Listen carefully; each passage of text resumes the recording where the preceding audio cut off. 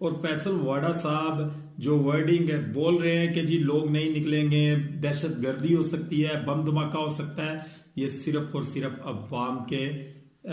को डराने की कोशिश की जा रही है, अवाम को खबरदार करने की कोशिश की जा रही है कि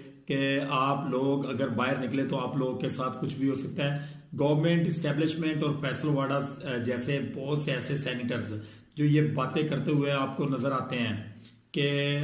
आप लोगों के पासपोर्ट जो है वो